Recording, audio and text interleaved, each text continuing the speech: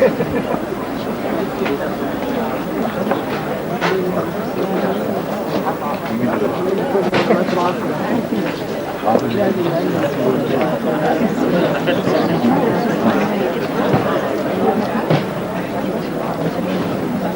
هي ما شاء الله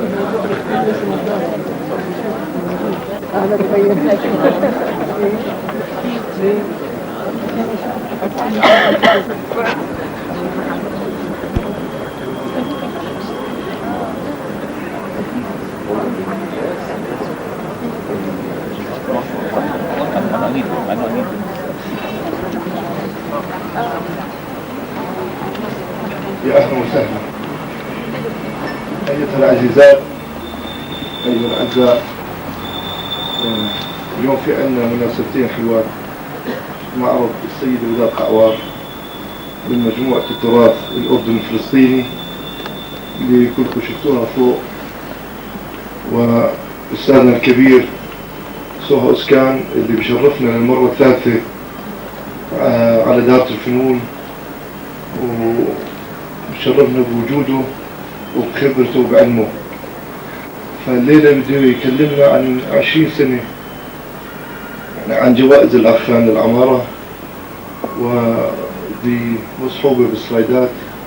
وبكرة بده يعلن في مؤتمر صحفي عن جائزة آغا للعمارة اللي طلعت السنة إن شاء الله، فبده يوزعها للصحفيين. وندعوكم للاستمتاع في هذا المحاضرة القيمة. It's a great pleasure and honor, sir, to have you here for the third time at Darat al-Funun. Inshallah we'll have you more and more in a more pleasant occasions. And we invite you this evening for this lecture that Mr. Azkan will tell us about the 20 years of the Aga Architecture Award. So please welcome Mr. Azkan.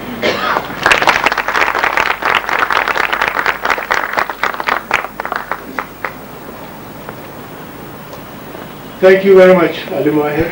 First of all, I would like to express my gratitude to Darat al-Funun and Center for Studies in Built Environment, which made this event happen.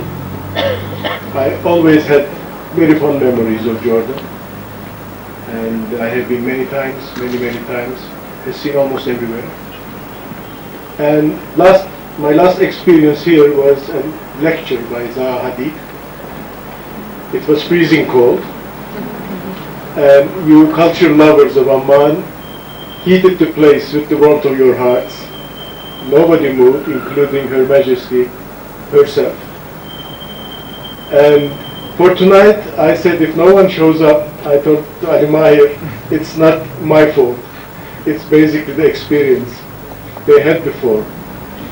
I'm very happy to see that you all dedicated your valuable time in an evening like that. I will share my experience with the Aga Khan Award for Architecture, which I have been running for the last 19 years. It has been in existence for the last 24 years. What we have accomplished, what we are trying to do.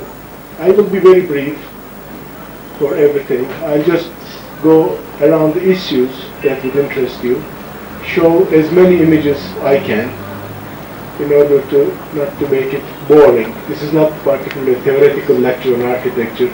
This is just sharing the findings of a mission in architecture with a wider public. It all started in 1977 when His Highness the Aga Khan decided to improve the deterioration in the built environment of the Muslims by identifying projects which had merit to be encouraged. In other words, he has taken the positive side, like Nobel Prize or like any other prizes, instead of criticizing what was happening, instead of falling into desperacy of the deterioration and the bad environmental conditions, especially in terms of architecture, he wanted to identify good examples for the other people to benefit from, to emulate to be influenced. And this turned out to be the world's biggest award on architecture. It's much bigger than any other award you know. It has $500,000 since its inception as the prize money. But more important than that, it is not a one-off kind of giving awards. It's not a public relations activity.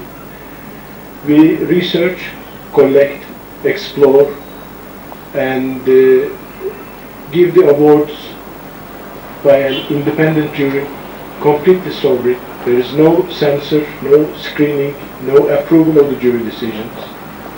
Jury is identified by the steering committee, chaired by the Ouzkan himself. And steering committee has the most distinguished members of architecture worldwide, among whom we have Charles Correa and Frank Gehry and Zaha Hadid this cycle. And the jury is of the reciprocal stature in architecture. So the only thing which is the most exciting for me as an ex-professor of architecture from Ankara to come and join the award with management is the research part of it. It's the continuity of the accumulation of information and comparative basis. And as a part of this, during my tenure, we accomplished to have 350,000 slides. We have monographs about at least 2,500 buildings, and we have identified thousands and thousands of buildings. And it is now becoming, with the information age, accessible to the wider public, again by another Ouzkan initiative called ArchWeb. It will be accessible to everyone, not only the awards themselves, but also the collections. So award later improved into a bigger setting. It's called Ouzkan Trust for Culture, which has historic city support program, which does exemplary work, again in important historic sites in Zanzibar, in Cairo, in northern Pakistan, in Bosnia, in Samarkand, in Syria. And we also have an education activity which is based in Harvard and MIT, a joint program. And this joint program is going to be monitoring this ArchNet project as a wide, most pervasive method of learning. So much for the institution, so much for the setup.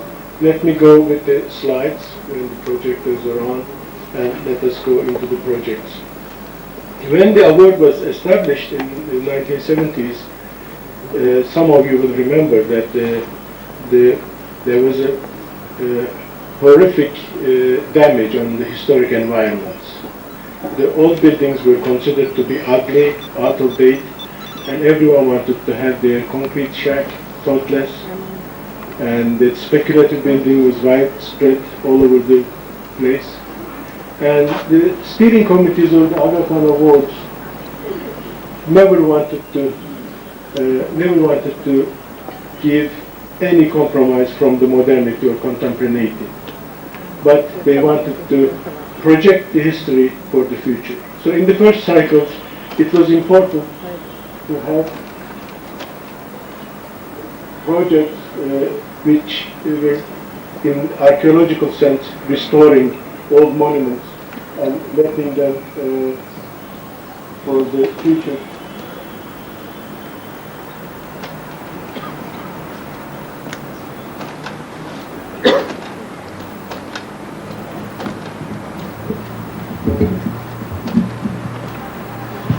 Future generations. And this archaeological kind of historical conservation and preservation, of course, made these buildings available for the coming generations, but it also exemplified the importance of the traces of the history that we could build upon. If we don't have a history, we can hardly have a future, which is ours. And in many cases, these restoration projects, they were not only restoration of a building at the highest quality, but they had very strong training programs in them. So their pedagogical side was as important as the restoration themselves. And of course, the scientific nature of these restorations, what it was before, and how the interventions were done, and why they were done, they were all part of the legacy of the architectural history, and they were important. At the same time, one of the important things was that when you restore these buildings, there has to be new life. Every building cannot be a museum. Every building cannot be kept as it is, empty just to be seen. A new uses should be given to these buildings. For instance, here you see a Sinan building from Edirne, which is turned into a very simple three-star hotel with a very particular type of restoration, which brings the contemporary amenities into a hotel-like structure, into a caravanserai, which is the hotel, which was the hotel anyway before. And of course, the damages of the war and the dilapidated buildings, they were put into a new setting, this time in Azam Palace in Damascus, and they turned into a museum of folklore and a collection of various ethnographic material, but the building itself, even though it was more or less rebuilt on the tradition, survived for new generations. This one is stuck. In a similar vein, there were projects. That one is working, this one is not working.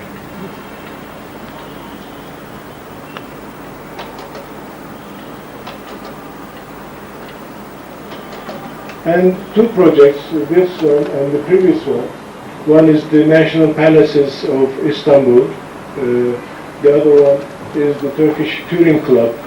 They were the organizations, their mandate was not to restore or deal with architecture, but they both engaged themselves in different directions to make their properties or to buy properties to, in the Touring Club case, to turn them into pleasant venues. In other words, organizations which engage themselves for the conservation, reuse of the heritage, on top of it making them accessible for the wider public, was an important contribution of that sort. And at times the importance of the buildings in the award discourse and the world moved from the monumental and archaeological type of restoration or conservative restoration into cities. And first example we had was Sidi Bou Said, where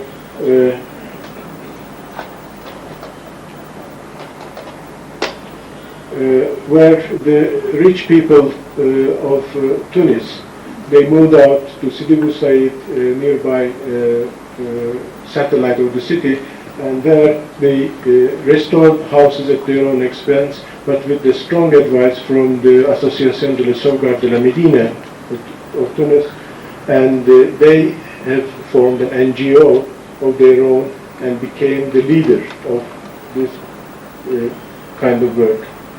And German Archaeological Institute in Cairo, they also identified some buildings, 16, 17 of them, and they restored them at the highest possible quality, and they at the same time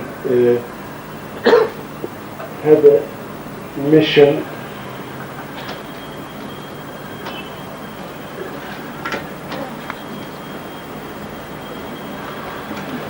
they also had a mission of their own, that the other institutions and people would come and patch up the work.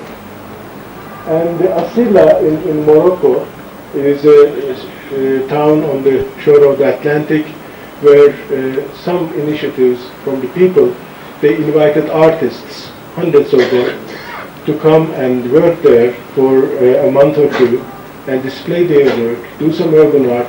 At the same time, they invited the lovers of art and tourists to come and enjoy this.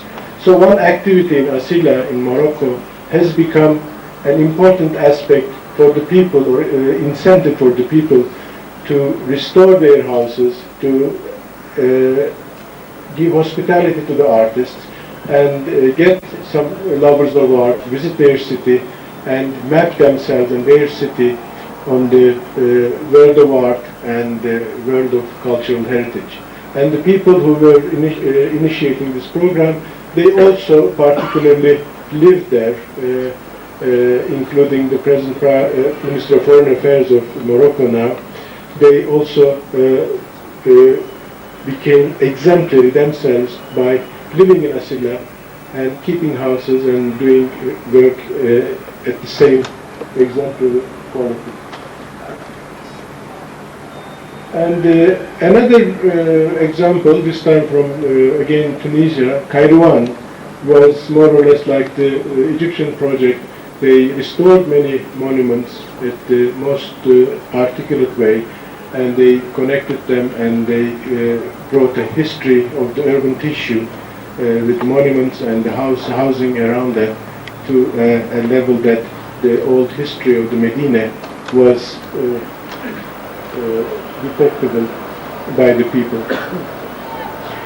And we had a project in 1983, Halsia Quarter, where it was supported by the World Bank, where a big demolition had taken place during the war year, Second World War, and they were going to build a huge business center, and people resisted, and they were supported by international bodies, and again the same association. They built housing and commercial spaces in line with the history of the Medina of Tunis. And they got the Aga Khan Award in 1983, but the best thing about this project is that they continued the project with the incentive and the encouragement of the award has given to them, because they got a very strong political motivation on that. And then for a second part of the project, they won the award once again in 1992. So this is a case of the award when it is given twice to a same project in different aspects.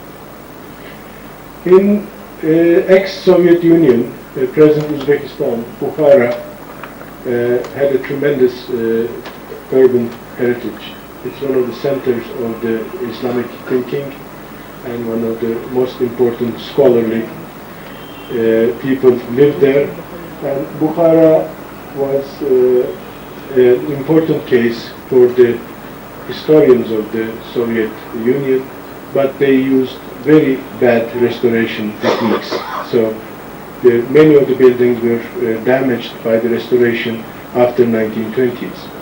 But recently, after 1970s, mid-70s, some people came together and they turned it other way around. They used the proper restoration techniques, and they identified uses for the buildings, and they completed the urban walkways and the waterways and the open spaces. And also they built, as you see in the upper slide, a bazaar in the middle of the city in convergence with the old architecture, but this is a completely new architecture, the one you see above. And Bukhara has become an important exemplary case for the urban type of restoration. And among the examples we have one tragic example, that was Mostar. And Mostar, you will remember,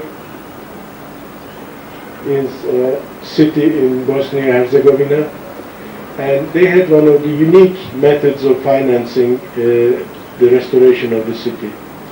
They sold tickets in the movie theaters, they sold stones to the people. Everyone sponsored 1 or 2 stones for the restoration of Mostar. And they turned the restored buildings into new handicrafty and new uses in tourism business, basically, souvenirs kind of thing. And that revenue fed into the system. And this project has become one of the most important models for the world to emulate the self-financing restoration project. But unfortunately, in the austerities of the recent war, it was 90% demolished, and they have a project which is called Mostar 2007, and they think that they will restore and finish the project and win the Aga Khan Award again in 2007. That will be the 10th cycle of the award. And this is so much for the heritage and the historical part that the award dealt with. One of the things that award did was never thought by the architects as the responsibility and the problems of architecture. That is de facto housing, what is called kampungs in Indonesia, and Basti in India, and Gecekondu in Turkey, Prospedika in Greece, or Bidonville in northern Africa. This was particularly not concerned as the subject of architecture. And when award was given to the improvement of the kampungs in 1980, architectural profession took it with a sort of cynicism that what does have to do with architecture. But the jury had very strong case saying that this is what the kind of architecture people needs. They need proper walkways to their house, unfloodable houses and drainage systems, and proper structures for people to live.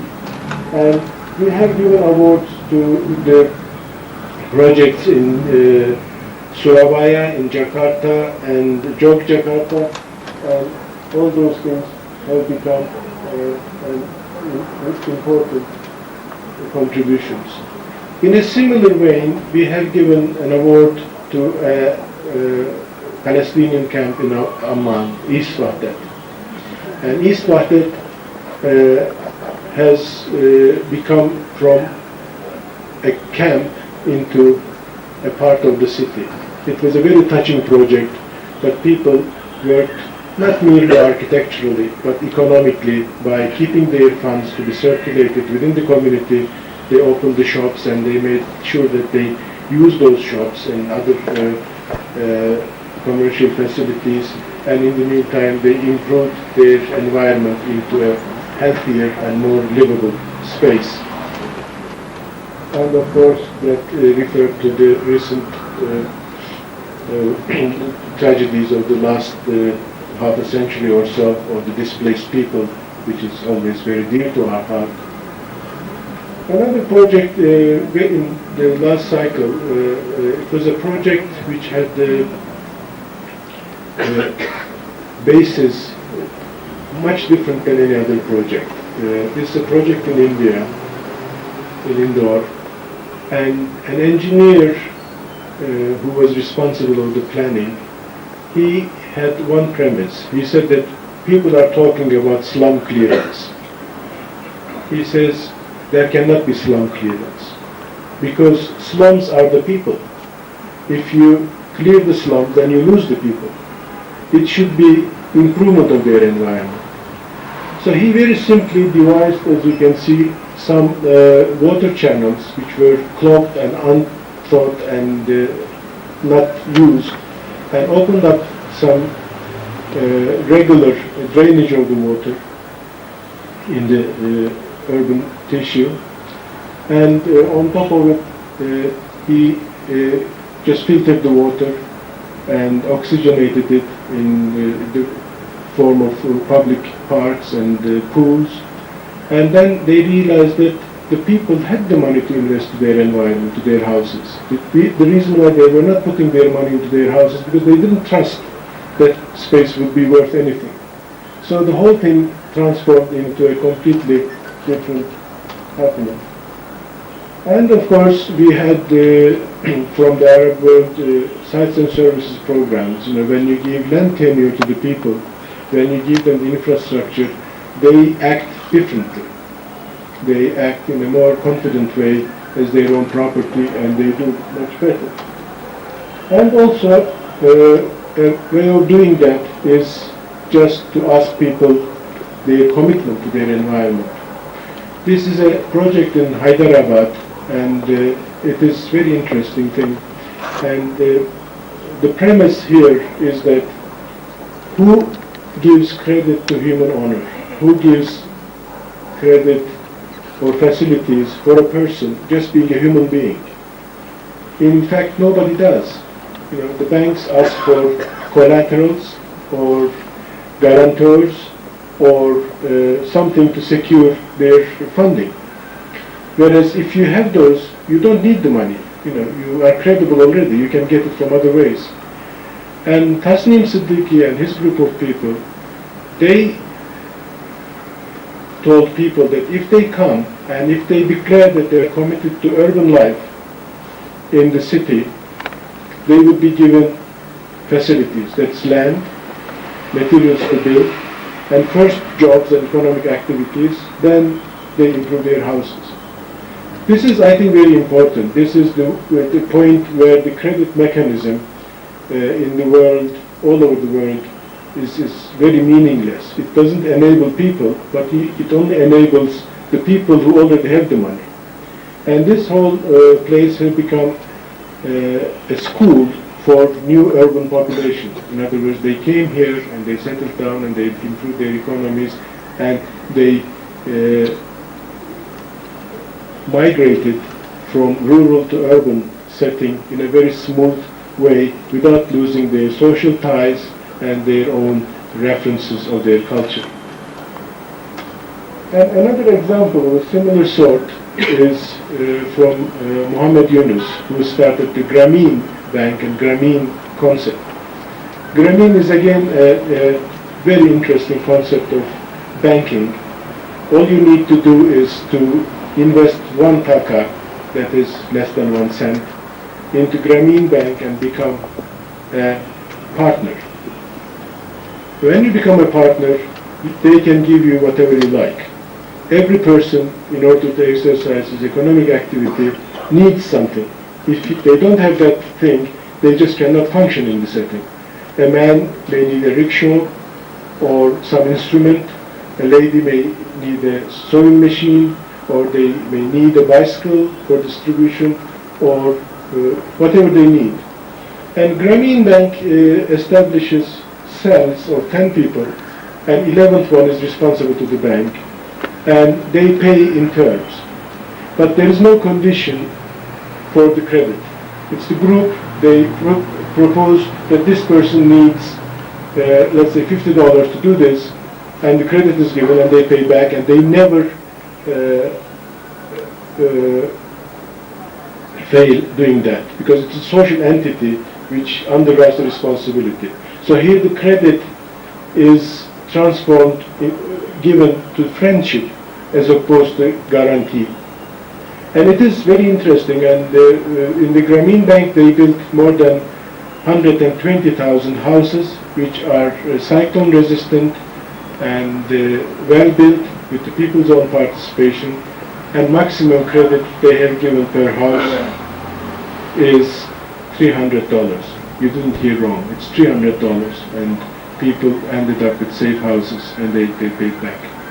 And this kind of banking is very seriously discussed, and even President Clinton appointed Mr. Yunus as his economic advisor for the rural credit system, because he thought that, as coming from the rural backgrounds, that in Arizona the farmers were punished by the bureaucracy of banking, which is true all over the world, not only there.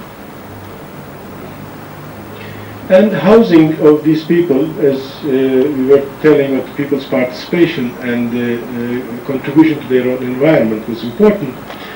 But how do architects intervene with architectural know-how?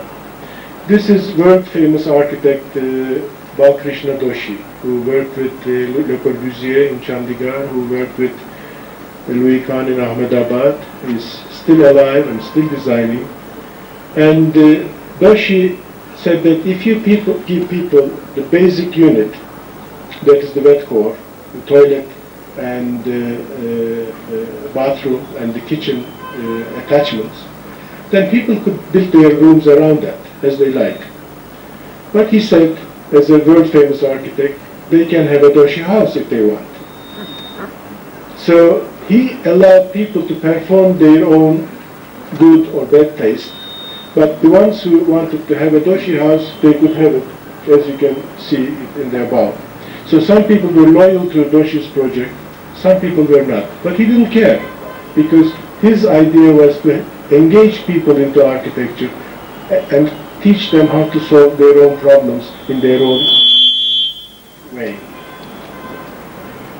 On another housing project, this time from Iran, in Shushtar, and this is architect Kamran Diba, who researched into the urban patterns of settlement, which is basically Middle Eastern Medina type of pattern. The roofs of the houses are used, and multiple layers of circulation and protected spaces were important.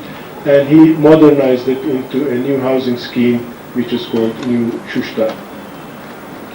And the courtyard houses from Agadir, one of the earlier examples after the big earthquake in 1970s in Agadir, and architect Zevako, he went back to the origins of courtyard house of Medinas and tried to redefine it in a new modern idiom.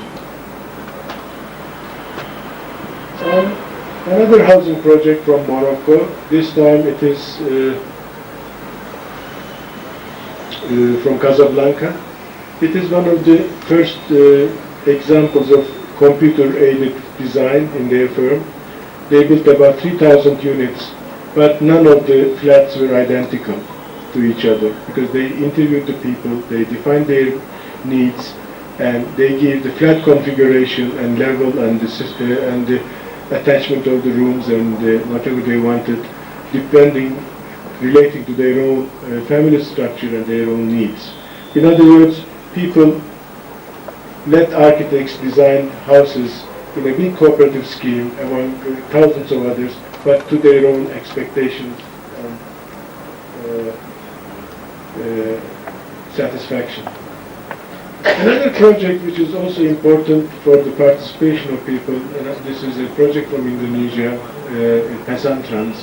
These are, I don't know whether you had anything similar like that in this country, but in Turkey we had in 1930s, 40s köy enstitüleri. These are the institutes of the rural development, where people, the teachers especially, students, were taught all kinds of skills that would be good for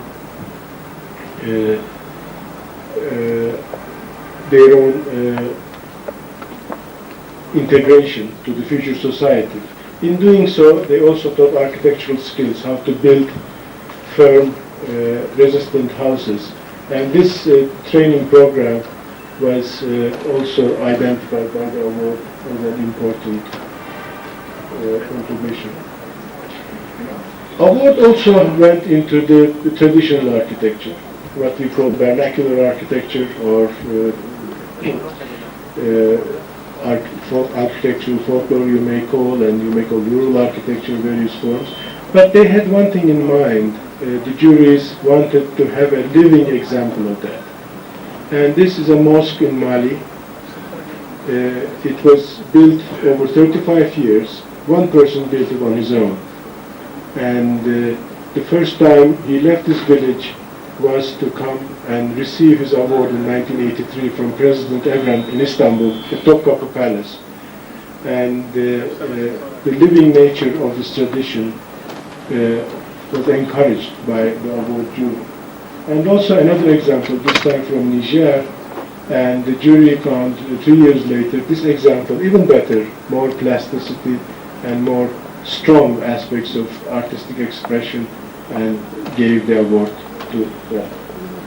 And projecting the traditional know-how, techniques, and if you call it traditional wisdom or intelligence of building, of course, has almost prophesied by Arab architect Hassan Fethi.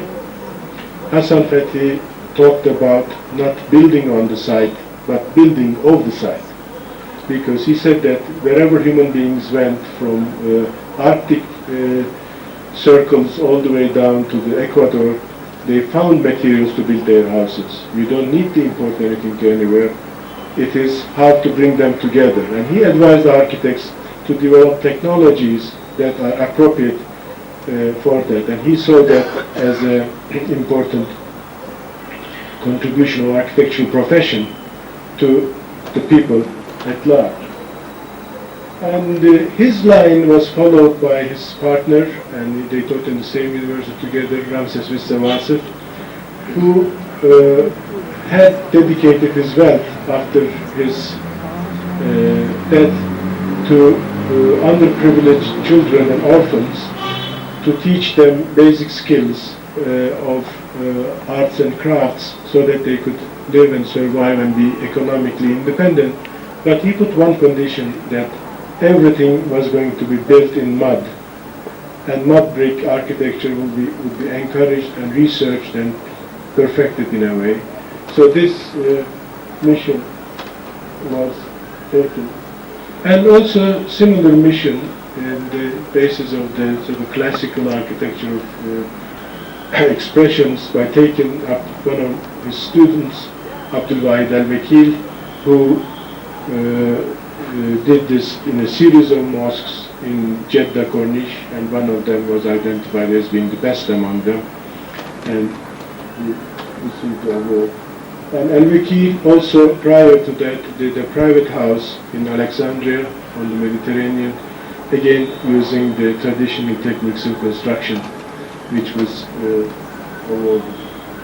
A small house in Turkey, which caused a big havoc in 1983 among Turkish architects, when the Aga Khan Award went to a poet who just imitated the traditional techniques, who dedicated his life, Nail Chakurhan, who's still alive, about 95 years old, and he built houses of this sort, developed the building techniques, and one of the houses were picked as the emblematic expression of his traditional approach.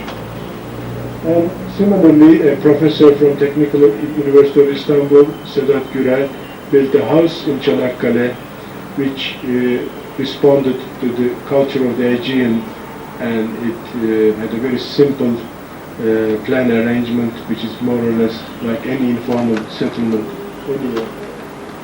In that line, in Turkey, we had a lot of good things that were recognized by the award jury, and this is a project in Bodrum by Turgut Cansever, who has a model of conversing with the clients, and it is not a standard building type, but they first converse with the client what he needs, whether the client is eligible to the social group there. Then they discuss with other people how the house should be configured in order not to block their view and to their liking and whatever. Then he builds one by one, and so far about 40 of them were built. It's a very slow process on a very precious land in northern Bodrum Peninsula. And developing from traditional techniques to architectural expressions by innovative technology has always been very important with the award. This is a project in Senegal, and this project west of Senegal, Niani, a UNESCO project where they developed construction techniques out of desert sand by a little bit of reinforcement, compacting it, and you can see that there are two spans, shorter span and a wider span this way for classrooms and small spaces, and on top of it they developed a technique of vaulting system by using local reeds as the material. So it is a building which was more or less a prototype, and the technology development had its implications. And this is a project just north of here in Darat Valley in Syria, where Raif Muhanna opened a single-handed war against the standard school buildings where there were a lot of basalt. You can see the stones there. And he developed a very simple technology of using the local stone for the school buildings instead of bringing these prefabricated or standard school types. And he built 5 or 6 of them, and his expectation was to have the people to respond to this type of architecture, to make use of local materials for their own purposes, like what Hassan Fethi has professed. And of course this idea went into small groups of activists, who participated in many places in the world. This is a hospital in Mauritania. It's a rural hospital. It's based on a very simple brick technology, but the Italian architect belonging to this group, activist group, he wanted to exercise his artistry and to make it something architecturally significant as well. But basically, the hospital wards are those small huts, and only the patients and the doctors are allowed to the hospital, and the guests converse with them or communicate with them from the windows. As you know, it must have been the Arab tradition, but it is definitely a Turkish tradition. The patients do not die of their illness, but they die of the visitors, so this hospital allowed the visitors to camp outside, stay as long as they wanted, provided that they don't go into the hospital and they don't, of course, poison the patient. And again, from the same group of Adawa, their experiment, this was Pan-African Cultural Center, built with the local technologies, and they also allowed the local people to contribute to the classical expression. Then we come to another aspect of architecture, and that is again a great Arab contribution to the architectural discourse. This time it is Iraqi architect Rifat Chadırcı. Rifat Chadırcı, since early 60s, has developed a discourse saying that the outside of the buildings relate to the urban existence, inside relates to the function. So he developed buildings conversing with the outside environment, especially with old cities and medinas. The contemporaneity should be imitation, emulation, or the decoration of the whatever existing outside.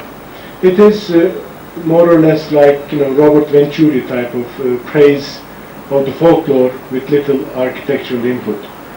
Its success and failures can be discussed, but his dedication to architecture and love for architecture brought him the Chairman's Award like Hassan Fethi in 1986.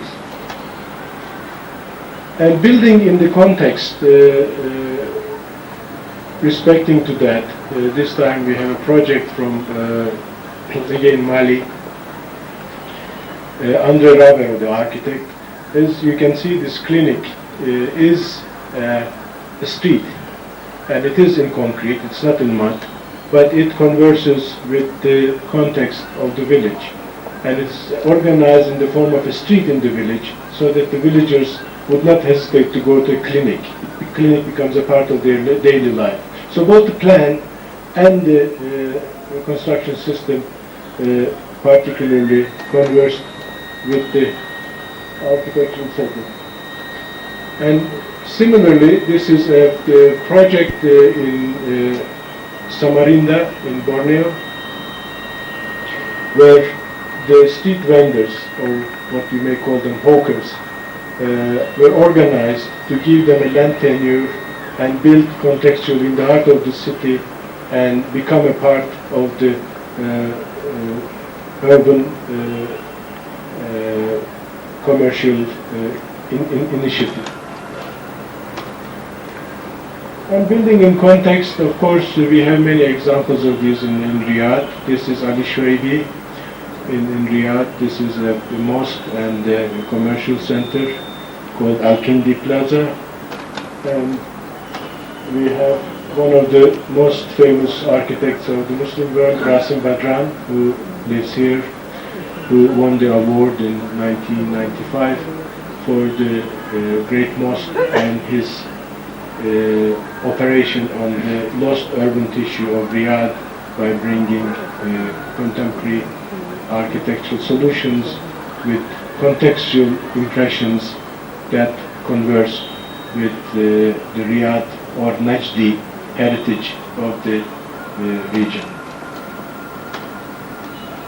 And we have a mosque from Jakarta which does in the tropical sense the same kind of context. And we have some examples of apart hotels and residential units in Tunis. This is Sousse, where the Andalusian architectural tradition has been reinterpreted within the context of Tunis for architectural purposes. And here you see a response to Taj Mahal, which you cannot see due to the upper slide, but this is the new medium we are using tonight. And it is a hotel which basically cherishes the building tradition of the northern India and a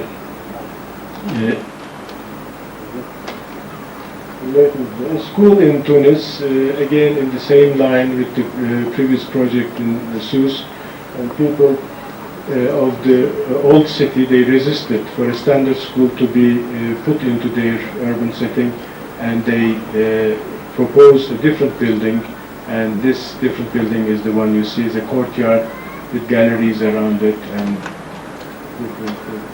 And another example from North India, this is a school of entrepreneurship, and again they refer very firmly to the brick tradition of northern Indian architecture context.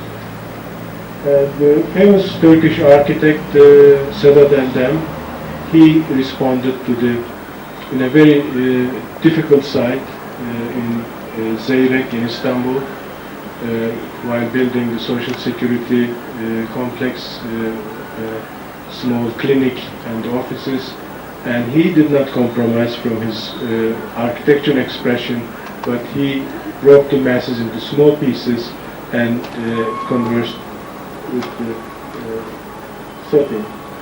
And recently in 1999, a lepers hospital in India, which catered for the most deprived of society, outcasts in a way, and two architectural students from Norway, they went there in their field trip, and they wanted to help the people, and then they designed, as they were second-year students in architecture, then they followed it up. Now they have their established offices and whatever. In 10 years they finished this building. It's a major courtyard building, as you can see below, and thin, very thin building around it, and they gave treatment to people who suffer from leprosy. And the mosque in the parliament, secularism and religion, it's a very important issue, especially in Turkey's politics, and Turkey doesn't want to compromise in any way from secularism. But there was a program of building a mosque in the parliament. So the parliament, the symbol of the secular and democratic society, and mosque, which refers to the spiritual world, and architect Behruz Çinici, by submerging the mosque, respecting the context of the parliament, and putting no minarets, instead putting a tree, which symbolizes, and instead of the balcony of the minaret, putting a lectern for the azan and things like that. And he also put the mihrab side on the other side into a paradise garden, he developed a completely new discourse of mosque architecture, which corresponded to a mosque to be built in a secular society with a different kind of approach. And the Alhambra Art Center, again we're talking about the context, and this is an art center, again referring to the northern Pakistani tradition in Lahore, and it is a concrete building with brick cladding, bringing warmth to the whole environment, and the free forms allow the outer landscaping to flow into one another, and it is at the center which has become an important element in the urban life of Lahore. Then we have another building, the Turkish Historic Society from Ankara, where Courtyard House was redefined for the setting into new environment.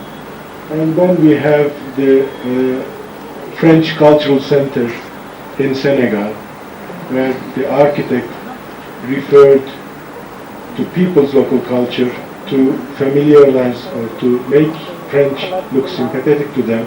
He did all kinds of, he is an anthropologist, he did all kinds of decorations to communicate with them, but the materials are not local. It is all PVC pipes, plastic pipes, those long things you see, and painted in order to make people feel at home while they are conversing with a new culture. And the hotel in Kuala Terengganu, which is, and the house in Malaysia, they both, again, refer to the local traditions of the tropics, where wood is abundant and it's a good construction material and it could be used in variety of ways. So the creative use of these traditional techniques were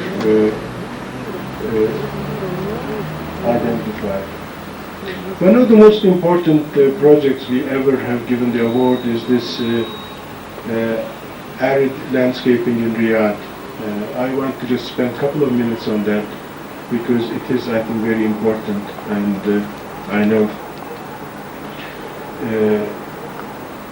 Center for Studies in the Built Environment is seriously interested in that. This was I think, client's vision. They thought that you cannot put on palm trees and water them forever. They said that there should be landscaping that grows from within. And the German experts who took the projects, they had one hypothesis. Their hypothesis, or truth you may call, they say that no plants die in the world. I mean, it is like recent anthrax terrorism or whatever. Whenever there's a sort of spore or a seed of anything, it can regenerate and relive. So they took tons and tons of desert sand and sieved them to the finest grain, then put that finest grain dust into incubators. And in these incubators, they realized that there were about a couple of hundreds, or more than 200 species, which were dead, non-existent, not known, but they resisted as the desert evolved, as the land desertified. And they proliferated those plants and studied them, and some of them could be proliferated and used. And they used that with, instead of watering and intensive landscaping areas, used them for the extensive landscaping all over the place. And when they had the intensive landscaping for the lush green areas, they used grey water or recycled water. So that was an important landscape method that the award has identified to be used. And we have Children's Park in Cairo by Halim Abdul Halim, and this Children's Park basically decomposes architectural pieces and lets kids walk in an incomplete architectural setting and converse with the history of Cairo and to understand how things are constructed. But also he put a street by the side of it for the handcrafts, and he wanted the park also have a strong relationship with the community, so the community accepts that, and this was an important contribution. And an airport in Jakarta, for the first time, airside was landscaped into lush green courtyard. You can see up here, this is airside, and you can see below here probably much better. And you just walk in the park, more or less, in the tropical gardens without seeing anything, all the way to the plain. So instead of having steel and concrete and glass, the architect, who's the architect of the Paris airport in France, who did a completely different approach here by fingering out the courtyards and putting lush green spaces on the airside. Vast landscaping from one of the best or biggest universities in Turkey, Middle East Technical University, and where Mr. Ambassador and myself have hundreds of plants that we planted with our own hands. And this is a 33 million tree plantation over 35 years.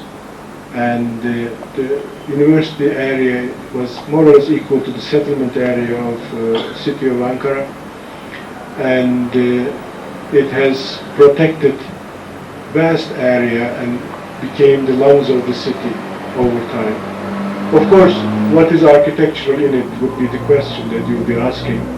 And in the jury, some member of the jury said that this is a design at a gigantic scale. If this is not architecture, what it is? And he fought for it and he got the award in 1995. And another approach, which is basically a vast building and a landscape by Omraniye and Besim Shihabi, where in the diplomatic club, now it's called Twait Palace, he defined the building as a long undulating building which protects the outer space from the inner space. The architect did not touch the outer desert landscape, he left it as it is, but inside he made a lush green courtyard. This lush green courtyard basically refers to the idea of oases, and building forms the threshold between the oases and the desert. And very strong landscape idea end up in a very strong expression in a building. And similarly, years earlier than that, one of the architects was a partner of the previous project. This is Intercontinental Hotel, where Fray Otto this time referred to the tradition of tents of Arab culture and nomads, and wanted to modernize it in the conference center in Mecca. And the building by Louis Khan, this is the Sher Banglanagar, the parliament of Bangladesh, the most important building probably in the whole country. It is also one of the emblems of contemporary architecture, and the celebration of the democracy in Bangladesh and celebration of a nation state at the highest emblematic or symbolic level with the excellent architecture was premiered. This is Parliament House in Bhopal by Charles Correa, where he refers to the forms of Buddhism, Islam, and Hinduism by various courtyards and expressions, brings them all together, puts them side by side, and puts a round wall around it, and crowns one of the city hills with that. This is again the celebration of democracy and the plurality of Indian society by referring to the heritage of their architectural forms and expressions. A similar project from a governmental project from Riyadh, the Ministry of Foreign Affairs by Henning Larsen, the Danish architect, who also referred to the courtyards and the souks and the walkways in the old city, but in a completely novel and modern expression. And Arab World Institute in Paris, where architect John Nouvel wanted to have a lattice to as the facade of the building, and this lattice is a very modern pattern, but it refers to the lattice work of the handcrafts. And he placed the photocells on the surface of the building, and each of these walls you see work as an oculus of a camera. They open and contract and keep the daylight in the room constant. It is sort of a novel expression of a facade of a building responding to light and environmental conditions. And it works. If a cloud passes, you see this whole commotion on the surface of the building, lots of noise and clunks and going in and out, and they just close or open like that. But the importance of this was not only that. The importance of this building was social. You know, we had a social survey parallel to the architectural survey of this building. The building, the people in the West, you know, the Arabs in France, they were doing Ariane, they were doing Airbus, they were doing Peugeot, they were doing Citroën, they were doing Thomson, all these things. They were a part of the contemporary world. They were part of the contemporary civilization. They were industrial people producing for today's society. They were tired of being represented with their socks or carpets and their tradition. They just wanted to have at least a context that they are in with the contemporary society. So the overwhelming majority of the Arabs who used this building, they liked very much the expression, the contemporary expression of it. They said it was appropriate for their existence in contemporary society. Inside is everything related to tradition, history, and whatever. That's the content they want to communicate. But the building itself had a very important satisfaction for other people.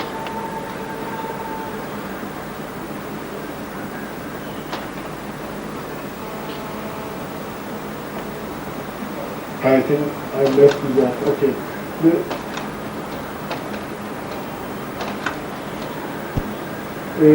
This is the Hajj terminal built by Skidmore, Owings and Merrill. It's a terminal used for only a couple of months a year, where a huge tent was erected, 50 meters span, 52 meters span each one, and Teflon coated and reinforced concrete plastic to give Hajis or prospective Hajis a comfortable environment underneath, where they change from the international arrivals or departures to the local meals. Yes, you can see the structure in scale of a human being there.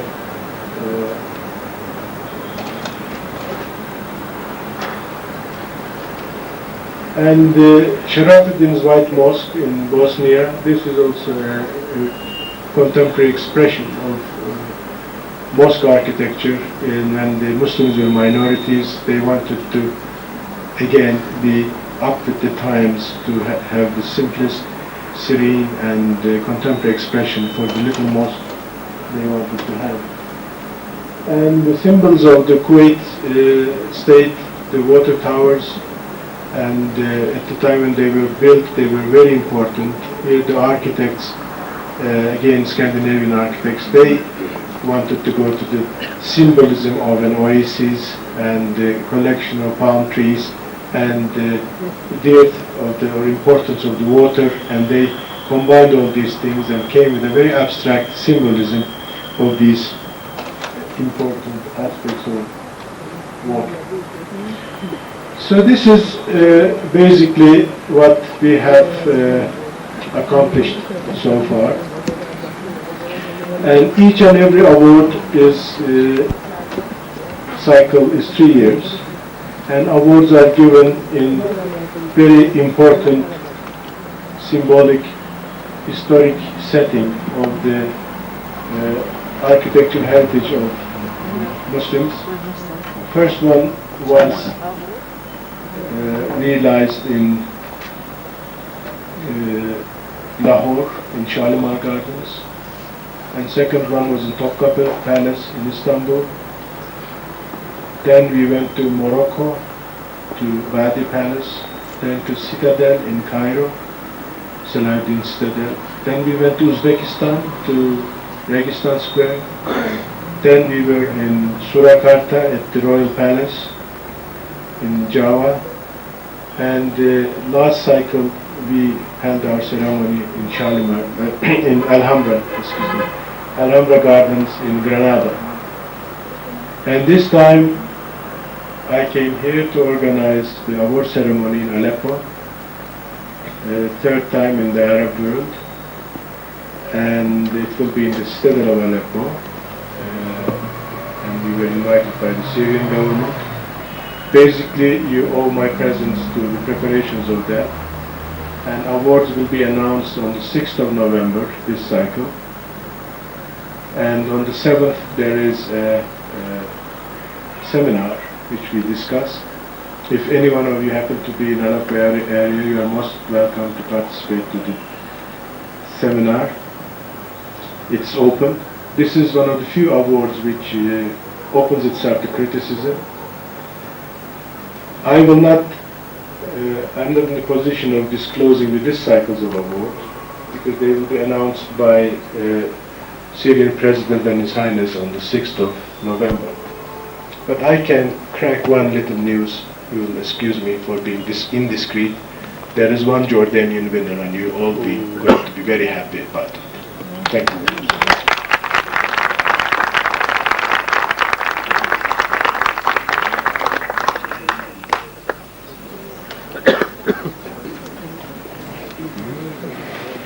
باسمكم نشكر الأستاذ الكبير ساها أزكان، ونفتح باب الحوار لفترة قصيرة جدا. إذا في حدا عنده سؤال بحب يسأل الأستاذ ساها.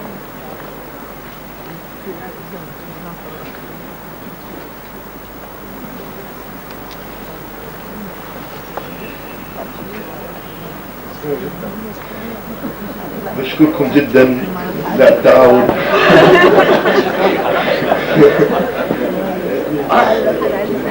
It was a great lecture, enlightening one, certainly for me, and I hope that this cooperation between us, I mean the Schumann Foundation, Darat Funun, and the built-in environment study center will continue in the future.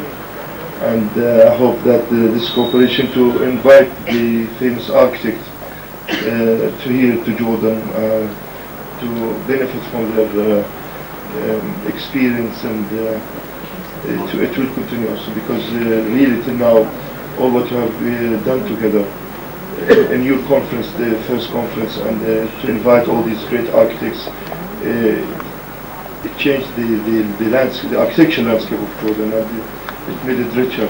Thank you for that, sir.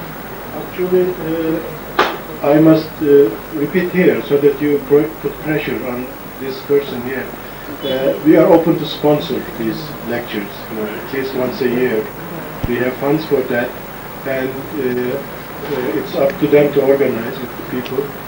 And we would like to bring you the people who you want to hear on the architecture. The only condition we have is it should be a person who worked with the award at some capacity. But it's a very long list. You have 100 distinguished people in the world of architecture. So press them hard.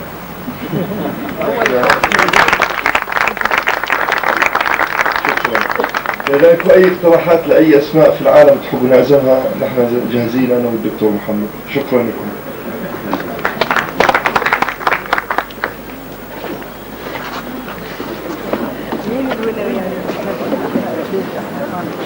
أول حفلة وأعطونا